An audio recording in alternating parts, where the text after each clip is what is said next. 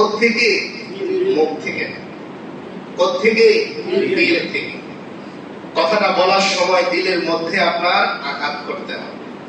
এজন্য অনেক সময় দেখবেন আপনার কোনো বন্ধু যখন আপনাকে এমন কথা বলে যেটাতে আপনি কষ্ট পান, তখন আপনি বলেন যে তোমার এই আঘাতটা আমার এইখানে লেগেছে। কোথায়? এইখানে লেগেছে। এজন্য সন্তানকে কেউ যদি ধমক দেয়, আপনি আপনার সন্তানকে সারাদিন শাসন করেন, কিন্তু আপনার সন্তানকে যদি আরেকজন শুধু ধমক দেয়, তো চোটটা কোথায় লাগে? এখানে লাগে।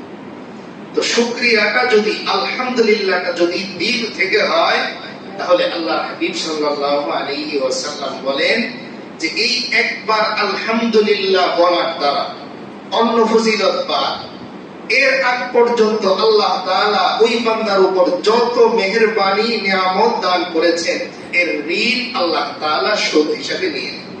সুবহানাল্লাহ। দেখেন প্রত্যেকটা ঋণের কিন্তু একটা সুদ আছে, একটা উসুল আছে।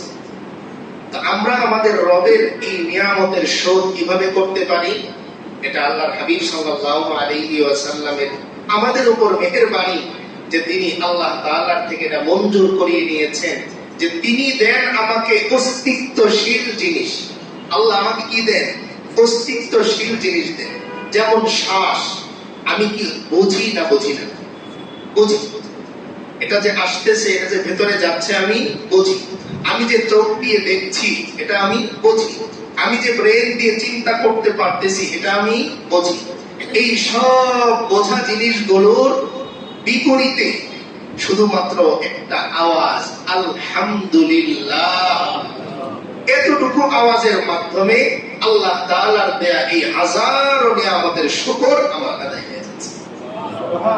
শুধু কি তাই, বরং আল্লাহ নিজে কোরআনে বলেন, যেটা আমাদের বহু পরিচিত আয়াত, وَإِذْ تَأَذَّنَ رَبُّكُمْ لَئِن شَكَرْتُمْ لَأَزِيدَنَّكُمْ وَلَئِن كَفَرْتُمْ إِنَّ عَذَابِي لَشَدِيدٌ।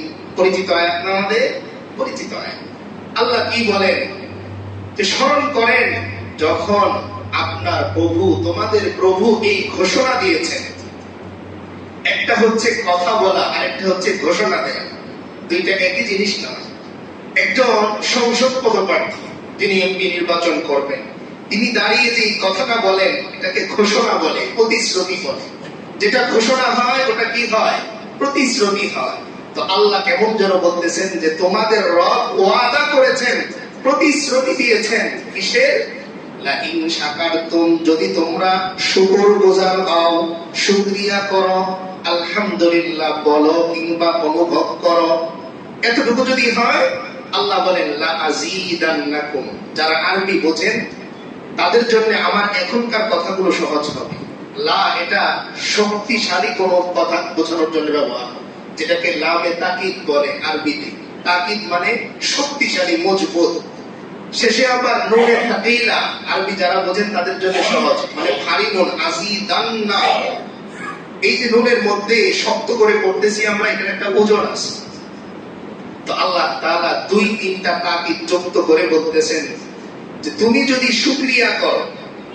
একটু পয়েন্টে আমি আলোচনা করি। আমি এখন যে কথাগুলো বলবো খুব মনোযোগ দিয়ে শুনবেন। বাংলায় আমরা একটা শব্দ ব্যবহার করি, যদি। কি ব্যবহার করি? মুরব্বীরা বলতেন যদির কথা নদীতে। যদির কথা তার মানে হতেও পারে, নাও হতে পারে। খুব সুন্দর করে খেয়াল করেন। আল্লাহ বলতেছেন যদি তোমরা শুকরিয়া করো, সন্দেহজনক, তাহলে লা আযীদান্নাকুম, আমার দেয়াটা অবশ্যই। তোমার বলাটা সন্দেহজনক, কিন্তু আমার দেয়াটা কি? তার মানে তুমি যদি ভুল করেও করে ফেলো, তো আমি নিশ্চিত দিয়ে দেব। সুবহানাল্লাহ। দেখেন, একটা শক্তিশালী জিনিসের বিপরীতে আরেকটা শক্তিশালী জিনিসের কি থাকে? দাবি থাকে। আপনি পুরো রুমটা টাইস করেছেন, এবার ওয়াশরুমটা যদি আপনি টাইস ছাড়া রাখেন, মানাবে? দৃষ্টিতে পড়বে কিনা? যে পুরো রুম টাইস করা, কিন্তু ওয়াশরুমটা কিনা টাইস না, নজরে পড়বে।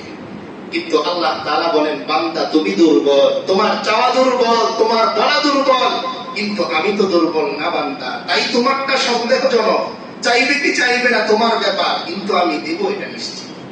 আমার প্রতিশ্রুতি কোনোদিন ভঙ্গ হবার নয়। এজন্য আল্লাহ স্পষ্ট কোরআনে বলেন, লা তাবদীলা লিকালিমাতিল্লাহ, আমি আল্লাহ এমন এক সত্তা, আমার থেকে যতগুলো ঘোষণা তুমি শোনো, মনে রেখো প্রত্যেকটা ঘোষণাই সত্যি, অবশ্যই সেটা ঘটবে। তুমি বোঝো আপনারা বোঝো। শুধু কি তাই? আল্লাহ বলতেছেন, লা আযীদান্নাকুম, বান্দা তোমার শুকরিয়া করা জিনিসটা আমি বারবার বাড়িয়ে দেব। এই জন্য আমার টাকা দরকার যদি হয়, সহজ একটা দোয়া শিখিয়ে দিই, ইউটিউবে ঘাটতে হবে না। আপনার যেই জিনিস দরকার, আজকে এই দোয়াটা সহজে শিখিয়ে দিচ্ছি। আপনার যেই জিনিস দরকার, ওই জিনিস করার সময় শুধু দিল থেকে আলহামদুলিল্লাহ বলবেন। কি বলবেন? এটাই দোয়া। আপনার যা দরকার এটা আল্লাহ তাআলা বানিয়ে দেবেন। এটা কমন দোয়া। তাহলে পৃথিবীর সমস্ত জিনিস আল্লাহর থেকে বেশি বেশি নেয়ার দোয়া কি? আলহামদুলিল্লাহ। আজকে থেকে আর ইউটিউবে দোয়া খুঁজতে হবে না। টাকা বেশি উপার্জনের দোয়া কি? টাকা যখন আপনি হাতে পান, আলহামদুলিল্লাহ বলে নেবেন। যখন আরেকজনকে দেবেন, আলহামদুলিল্লাহ বলে দেবেন। তো আল্লাহ তাআলা বারবার দেওয়ার সুযোগ করে দিবেন, বারবার পাওয়ার সুযোগ করে দিবেন। একটা জামা কেউ হাদিয়া দিয়েছে, তো আলহামদুলিল্লাহ বলবেন, 10টা হাদিয়া আসবে। আবার একটা হাদিয়া দেওয়ার সময় আলহামদুলিল্লাহ বলবেন, তো আল্লাহ আরো 10টা দেওয়ার তৌফিক আপনাকে দান করবেন। তাহলে পৃথিবীর সব জিনিস আল্লাহর থেকে আদায় করার, বেশি বেশি আদায় করার দোয়া কি? আলহামদুলিল্লাহ। খুব কঠিন দোয়া, কিন্তু পড়াটা কঠিন। এই যে আমি বলে দিলাম, দেখবেন পড়াটা কঠিন, জানাটা সহজ, মানাটা। এই জন্য মানার চেষ্টা আমরা করবো। আল্লাহ তাআলা আমাদের সকলকে তৌফিক দান করুন। যাই হোক, আজকে মূলত আমার পুরো আলোচনাটা যুবকদেরকে কেন্দ্র করে, বিশেষ বর্তমান পরিস্থিতি আমাদের সকলের সামনে। দেখেন, আজকে গাড়ি দিয়ে আসার সময় খেয়াল করলাম, রাস্তার পাশে ছোট ছোট চারা গাছ লাগানো। চারা গাছ লাগায় রাস্তার পাশে। আচ্ছা বলেন তো, আপনার বাড়িতে একটা পুরাতন আম গাছ আছে কিনা? অনেকের যাদের গ্রামের বাড়িতে আছে, একটা পুরাতন গাছ আছে না, যেটাতে আগে আপনার বাবা থাকতে অনেক আম হতো, কিন্তু এখন আর বেশি আম হয় না, এমন আছে কিনা? এবার বলেন তো, আপনি যদি ওই বাড়িতে আম রাখতে চান, তবে নতুন চারা রাখতে হবে কিনা? নাকি পুরাতন যেটা আছে চলবে? দেখা যাবে বড় জোর আর 5 বছর পরে ওই গাছে আর আমই নেই। যেমন আমার নিজের অভিজ্ঞতা, আমি গত 2 দিন আগে আমার নানার বাড়ি গেছি দেখাতে, অনেকদিন পরে, প্রায় 10-12 বছর পরে গিয়ে দেখলাম, এক সময় ছোটবেলায় যে আম গাছের আম বস্তা দিয়ে নানা নিয়ে আসতেন, ওই গাছে 3টা আম আছে। কয়টা? 3টা। ওখান থেকে আমার একটা শিক্ষা হয়েছে, সেটা হলো এই যে ওই চারার পাশেই যদি ওই আমের একটা বীজ রোপণ করা যেত, তবে ওই বাড়িতে আজও আমের বস্তা থাকতো। এই জন্য প্রত্যেকটা সমাজ, প্রত্যেকটা শতাব্দী, প্রত্যেকটা যুগ, এটাকে যদি সুন্দর করতে হয়, তবে চারা গাছের যত্ন নিতে হবে। আর বর্তমান পৃথিবীতে সেই চারা গাছগুলো হচ্ছে আমাদের যুবকরা। এই জন্য যুবকদের নিয়ে কথা বলাটা সময়ের দাবি। এই জন্য আজকে আমার পুরো বিষয়টা মূলত উদ্দেশ্য হচ্ছে যুবকরা, কিন্তু এর যত্ন কারা নেবে? আমরা সবাই নেব। কারণ চারাটা লাগায় একজন, যত্ন নিতে হয় সবাই। একজনও যদি এই চারার বিপক্ষে থাকে, তো সকালে পানি দিয়ে আসবেন, বিকেলে দেখবেন নাই, চারা আপনার আরেকজনকে ফেলে দিয়েছে। এই জন্য আমাদের সকলের যত্ন নিতে হবে। তো যেই আয়াত আমি পড়েছি, এই আয়াতের মধ্যে 2টা পয়েন্ট আছে। আয়াতটা আমাদের সকলের পরিচিত আয়াত। আল্লাহ বলেন, ইয়া আইয়ুহাল্লাযীনা আমানুস্তাঈনু বিস-সাবরি ওয়াস-সালাহ ইন্নাল্লাহা মা'আস-সাবিরিন। আল্লাহ বলেন, হে ঈমানদারেরা, তোমরা যদি আমার কাছে সাহায্য চাও, তাহলে আমি সিস্টেম বলে দিচ্ছি। সিস্টেমটা কি? 1 নম্বরে ধৈর্য ধরো। কি ধরো? ধৈর্য ধরো।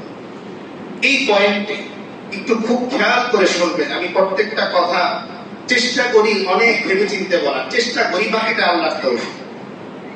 বর্তমানে আমাদেরকে অধৈর্য করে তোলার জন্য এখন বর্তমানে 5G না 6G চলে? স্পিড কি চলে?